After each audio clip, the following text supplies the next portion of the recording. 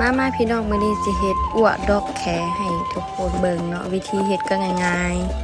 ๆดอกแคนี่อยู่ไหนมันจะมีโตเส้นน้อยๆเด้อพี่น้องต้องเอาออกได้คันบ่เอาออกแล้วมันคมเด้อพี่น้องแล้วก็เฮาก็มาจ่ายตรงงามๆเฮาก็เอาไว้ใส่โตขี้ลายนิดนึงค่ะก็ฟาดใส่ป่นใส่กับซีนหมูเนาะหรือกับเส้นร้อนเนาะทุกคนเนาะอันนี้เฮาก็สิใส่ครีมเนี่ยเวลาใส่ครีมมันจะหอมแบบออกฝากให้มันมูนๆเด้อพี่น้องคันบ่มูนแล้วบ่ได้แล้วก็มาเผ็ดต้องเอามาเผ็ดดิบเท่านั้นเนาะถึงแซ่บเนาะทุกคนเนาะอันนี้ก็ซอยแล้วก็ฟัดน้อยๆแล้วก็ใส่เนาะพี่น้องมีไผเคยเฮ็ดกินแน่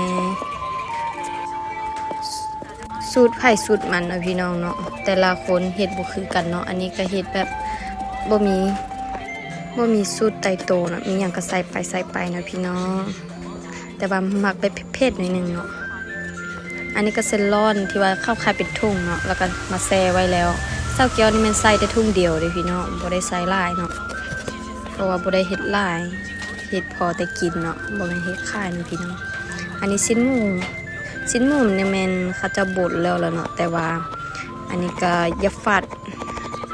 ให้มันมูนอีกน้อยนึงหั่นนะ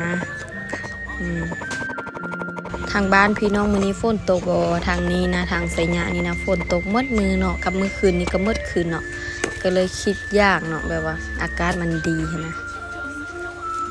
หอมบัวนี่เซาเกียวจะซอยไว้ซื่อๆเด้อบ่ได้ใส่เทื่อ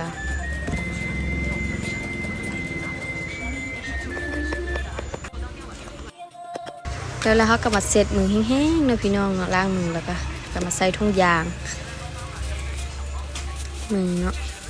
เพราะว่าย่านมันเผ็ดบ่แม่นหยังที่จริงนะมักใส่มือสดๆเลยได้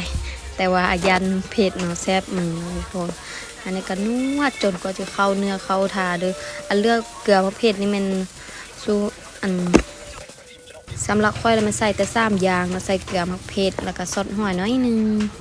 แล้วเรานวดให้มันเข้าที่เข้าทาค่อยมาใส่อันหอมบัวด้วยทุกคนแล้วก็นวดนิดนึงก็ได้แล้วเนาะแล้วก็เขาก็มาห่อเลยเรื่องห่อนี่ก็บ่มีหยังที่ว่ายากเนาะห่อทางหน้าก่อนแล้วก็ห่อทางถึงเนาะแต่ก็แล้วแต่มักอันความสะดวกไผสะดวกมันเนาะทุกคนเนาะเว้าบ่ได้เนาะมีไผเคยกินคือเซาแก้วบ่เซาแก้วนี่มันโคตรมักกินเลยได้ปีละเทื่อต้องได้กินนะอันนี้ก็ห่ออีกแต่ว่าสิ้นอย่างเหลือแล้วดอกแขยังบ่พอเนาะทุกคนก็เลยไปตากใบตองมาห่อให้มันเบิดซะเสียดายสิ้นนะเนาะแล้วก็ล้างแล้วก็มันนี่ก็ห่อเลยใส่มือเลยจ้ามาความสะดวกเลยวุ่นวายโพดจะน้อยกระสุกอันนี้ก็มานึ่งเนาะเซาแก้วเองบ่มีอันหม้อนึ่งข้าวเด้อเพราะว่าบ่ได้ซื้อเนาะเพราะว่าบ่ได้เฮ็ดกินข้าวเหนียวอันนี้ก็นึ่งง่ายๆได้แบบนี้นึ่งประมาณ